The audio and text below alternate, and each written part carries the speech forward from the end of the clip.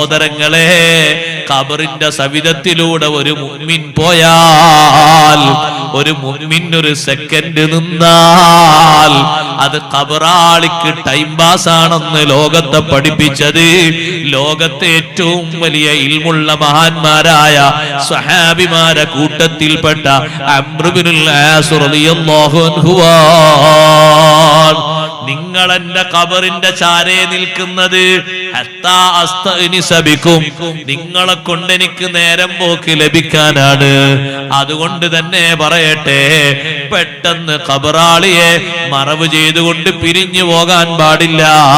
ഖബറാളിയെ മറവ് ചെയ്തു കഴിഞ്ഞാൽ കഴിവിന്റെ പരമാവധി നേരം അവിടെ നിന്നിട്ട് തസ്ബീഹ് ചോദിക്കണം. അല്ലാഹുമ്മ സബ്ബിത്ഹു ഇൻദസ്സുആൽ, അല്ലാഹുമ്മ അൽഹിംഹുൽ ജവാബ്, അല്ലാഹുമ്മ ജാഫിൽ ഖബ്റ അൻ ജംബൈഹി, അല്ലാഹുമ്മഗ്ഫിർ ലഹു വർഹംഹു, അല്ലാഹുമ്മ ആമിൻഹു മിൻ കുല്ലിൽ ഫസഅ. ഖബർ മുഴുവനും മൂടിയ ശേഷമാണ് തസ്ബീഹ് ചൊല്ലാൻ വേണ്ടി നബി തങ്ങൾ സ്വഹാബത്തിനെ വിളിച്ചത്. ഖബറൊക്കെ മൂടിക്കഴിഞ്ഞപ്പോ തങ്ങൾ സ്വഹാബത്തിനെ വിളിച്ചിട്ട് പറഞ്ഞു, ഇസ്തഗ്ഫിറൂ ലി അഖീകുമുൽ ആനാ, നിങ്ങളെ സഹോദരനല്ലേ ഈ ഖബറിൽ കിടക്കുന്നത്, ആ സഹോദരന് വേണ്ടി അല്ലാഹുവോട് പൊറുക്കലിനെ തേടണം. വസ്അലൂ ലഹു തസ്ബീത്, ഖബറിൽ കിടക്കുന്ന സഹോദരന് ചോദിക്കുന്ന സമയത്ത് ധൈര്യം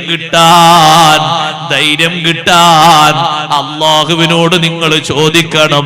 ഫഇന്നഹുൽ ആന യുസ്അലൂ, ഇപ്പോ ചോദ്യം തുടങ്ങിയിട്ടുണ്ട്. ചോദ്യം തുടങ്ങുമ്പോഴേക്ക് നമ്മൾ അവിടെ പൊടി തട്ടി പോരാൻ പാടില്ല. അവിടെ നിന്നുകൊണ്ട് തസ്ബീഹ് ചോദിക്കണം. അപ്പോഴാണ് മലക്കുകൾ വന്ന് ചോദിക്കുന്ന നേരം. മലക്കുകൾ വന്ന് ചോദിക്കുമ്പോ തസ്ബീഹിന് വേണ്ടി അള്ളാഹുവിനോട് ചോദിക്കാണ്. ചോദ്യകർത്താവിന് ചോദ്യം ചോദിക്കപ്പെടുന്ന ആൾക്ക് ഉത്തരം പറയാൻ നല്ല സ്ഥൈര്യം, ചെറിയ സ്ഥൈര്യം പോരാ, ഒരൊറ്റ വിഭാഗത്തിന് മാത്രമേ അല്ലാഹു തആല സ്ഥൈര്യം നൽകുകയുള്ളൂ. യുസബ്ബിതുല്ലാഹുല്ലദീന ആമനൂ ബിൽ ഖൗലി സാബിതി ഫിൽ ഹയാത്തിദ് ദുനിയ വഫിൽ ആഖിറ. ഈമാനുള്ളവർക്ക് മാത്രമേ ധൈര്യം കിട്ടുകയുള്ളൂ, അല്ലാത്തവർക്കൊന്നും ധൈര്യം കിട്ടൂല. ചെറിയ ചോദ്യമാണെന്ന് കരുതരുത്. അല്ലാഹു നമുക്ക് സലാമത്ത് നൽകട്ടെ. ആലോചിച്ചു നോക്കിയാൽ ഒരു പിടുത്തം കിട്ടാത്ത ഒരു സംഗതിയാണ് ആ ചോദ്യം. വഫാത്തായിട്ട് 7 വർഷം കഴിഞ്ഞിട്ട് ഉമർ റളിയല്ലാഹു അൻഹു കണ്ടപ്പോ ചോദിച്ചു, കണ്ട ആള് ചോദിച്ചു, എങ്ങനുണ്ട്? ഉമർ റളിയല്ലാഹു അൻഹു പറഞ്ഞു, ഒരു വിഷയത്തിന്റെ ഹിസാബിൽ നിന്ന് ഇപ്പം അങ്ങോട്ട് രക്ഷപ്പെട്ടിട്ടുള്ളൂ. ഒറ്റ വിഷയം അല്ലാഹു തആല ചോദിച്ചിട്ട് അതിന്റെ ഉത്തരം പറഞ്ഞിട്ട് ഇപ്പം അങ്ങോട്ട് ക്ലിയർ ആയിട്ടുള്ളൂ. എന്താണ് ആ ചോദ്യം? വല്ലാത്ത ഒരു ചോദ്യം തന്നെയാണ്. അല്ലാഹു തആല സലാമത്ത് നൽകട്ടെ. ഖബറിന്റെ ലോകം വല്ലാത്തൊരു ലോകല്ലേ സഹോദരങ്ങളെ. അഷ്റഫുൽ ഖൽഖ് സല്ലല്ലാഹു അലൈഹി വസല്ലം തങ്ങൾ വലിയ പ്രഗൽഭനായ സ്വഹാബി വര്യനായ സഅദ് റളിയല്ലാഹു അൻഹുവിനെ ഖബറടക്കിയപ്പോ ഖബറിന്റെ ഉള്ളിലേക്ക് സഅദ് റളിയല്ലാഹു അൻഹുവിന്റെ ശരീരം, സഅദ് ഇബ്നു മുആദ് റളിയല്ലാഹു അൻഹു, അതും ഒരു സാധാരണ സ്വഹാബിയല്ല. അവിടുത്തെ മരണത്തിന്റെ പേരിൽ അള്ളാഹുവിന്റെ അർശ് വരെ വിറച്ചുപോയി എന്ന് ഹദീസിൽ പഠിപ്പിച്ച സ്വഹാബിയാണ്. ആ മരണം നമ്മൾ മരിച്ചാൽ ആരറിയാൻ? അള്ളാഹുവിന്റെ അർശ് വരെ അറിഞ്ഞുപോയി സഅദ് ഇബ്നു മുആദ് റളിയല്ലാഹു അൻഹുവിന്റെ മരണം. ആ സഅദ് തങ്ങളെ ഖബറിലേക്ക് അങ്ങ് വെച്ചപ്പോ, ഖബറിലേക്ക് വെച്ചിട്ട് അടിയിലെ ആ ഭാഗത്തുള്ള ഖബറിങ്ങനെ അടിയിലെ ഭാഗം കൊണ്ട് മൂടി റെഡിയാക്കിയിട്ട് സ്വഹാബത്തൊക്കെ മണ്ണിടാൻ ഒരുങ്ങുന്ന നേരം അല്ലാഹുവിന്റെ റസൂൽ തസ്ബീഹ് ചൊല്ലാൻ തുടങ്ങി. സുബ്ഹാനല്ലാഹ് സുബ്ഹാനല്ലാഹ് സുബ്ഹാനല്ലാഹ് സുബ്ഹാനല്ലാഹ്. തങ്ങൾ ചൊല്ലിയപ്പോ സ്വഹാബത്തും ചൊല്ലി തുടങ്ങി, സുബ്ഹാനല്ലാഹ് സുബ്ഹാനല്ലാഹ് സുബ്ഹാനല്ലാഹ്. കുറെ നേരം തസ്ബീഹ് ചൊല്ലി. പിന്നെ തങ്ങൾ തസ്ബീഹ് നിർത്തിയിട്ട് തക്ബീർ ചൊല്ലാൻ തുടങ്ങി. അല്ലാഹു അക്ബർ അല്ലാഹു അക്ബർ അല്ലാഹു അക്ബർ. സ്വഹാബത്തും തക്ബീർ ചൊല്ലി.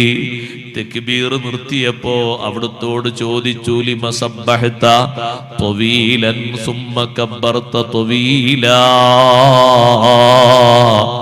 നീണ്ട നേരം തസ്ബീഹ് ചൊല്ലിയല്ലോ നബിയേ, പിന്നെ നീണ്ട നേരം തക്ബീറും ചൊല്ലിയല്ലോ.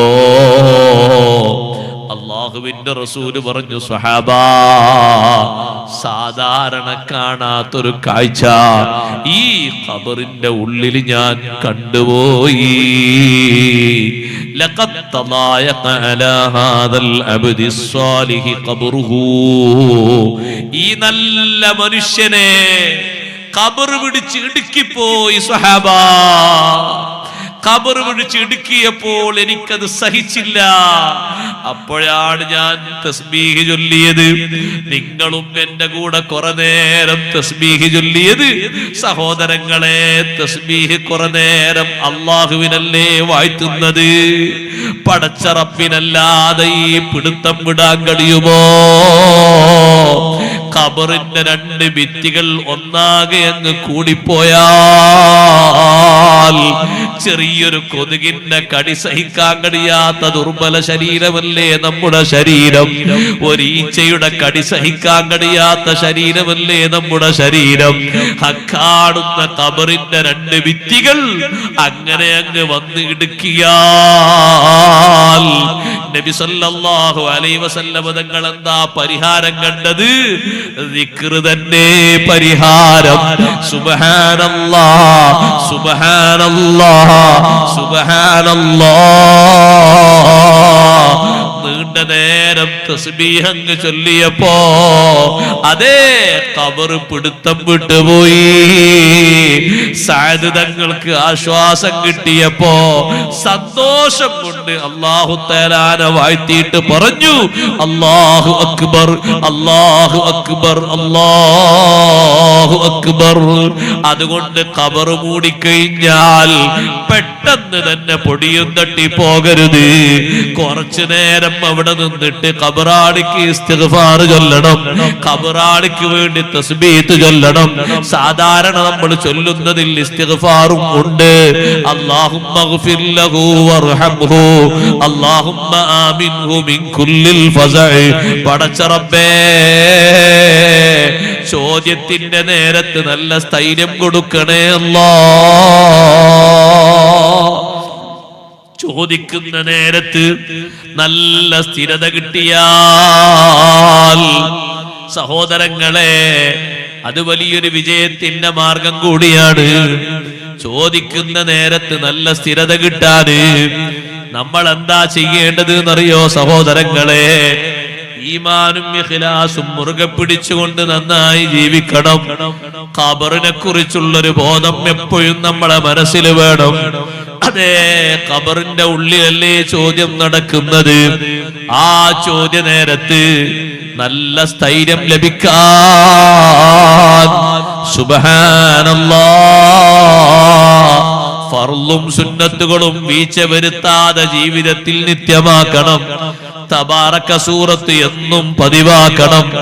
ഖബറിന്റെ വിഷയത്തിൽ നിന്നുള്ള കാവലി എപ്പോഴും ചോദിക്കണം. സുന്നത്ത് നിസ്കാരത്തിലും ആ ദുആ വിട്ടുപോകരുത്.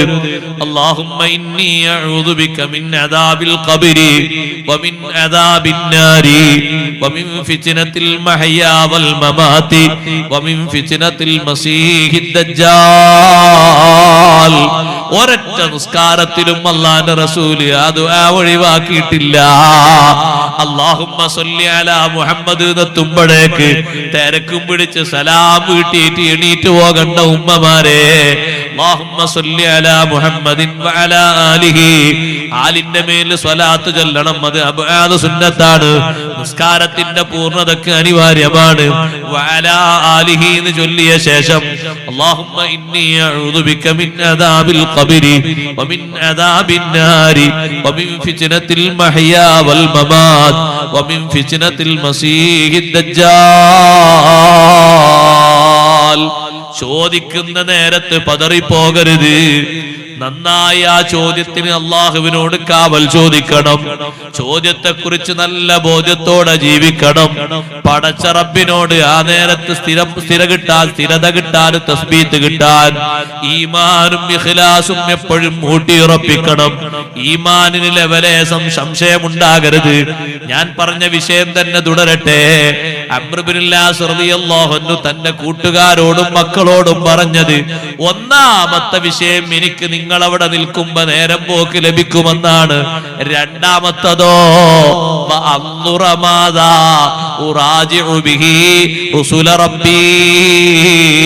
എന്റെ റബ്ബിന്റെ ദൂതന്മാര് ചോദിക്കാൻ വരുന്ന നേരത്ത് എന്തൊക്കെ ഉത്തരം പറയണമെന്ന് നിങ്ങൾ പുറത്തു നിന്നാൽ എനിക്ക് മനസ്സിലാക്കാൻ എളുപ്പമാണ്.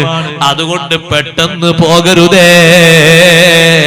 ഉമ്മാനെ മറവ് ചെയ്ത്, ഉപ്പാനെ മറവ് ചെയ്ത്, കൂട്ടുകാരെ മറവ് ചെയ്ത് കുറച്ചു നേരം അതിന്റെ ചുറ്റുഭാഗത്തും നിന്ന് തസ്ബീത്ത് ചൊല്ലണം.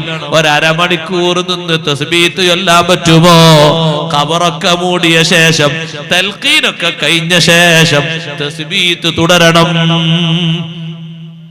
തൽഖീൻ കഴിഞ്ഞിട്ടാണ് തസ്ബീത്ത്. തസ്ബീത്ത് നേരത്തെ തുടങ്ങിയിട്ട് എന്തെങ്കിലുമൊക്കെ കഴിക്കാണ്ടെങ്കിൽ കഴിച്ചാണ്ട് വേഗം സലാമത്താകല്ല വേണ്ടിയത്. തസ്ബീത്ത് ലാസ്റ്റാണ്, തൽഖീനൊക്കെ കഴിഞ്ഞ ശേഷം. അങ്ങനല്ല തസ്ബീത്ത്, അങ്ങനെയാണ് തസ്ബീത്ത്. തസ്ബീത്ത് ചെല്ലണം.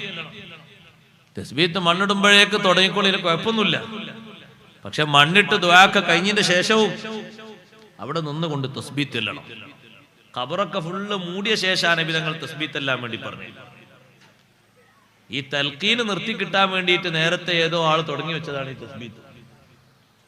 അങ്ങനെയല്ല വേണ്ടത് ശരിക്കും.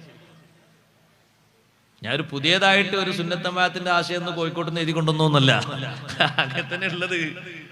നേരത്തെ തന്നെ ഇമാമിയങ്ങൾ ഉസ്താദന്മാരൊക്കെ പഠിപ്പിച്ച അങ്ങനെ തന്നെ ചോദ്യം ചോദിക്കപ്പെടുന്ന നേരത്തെ അവിടെ നിന്ന് തസ്ബീത്ത് ചൊല്ലണം.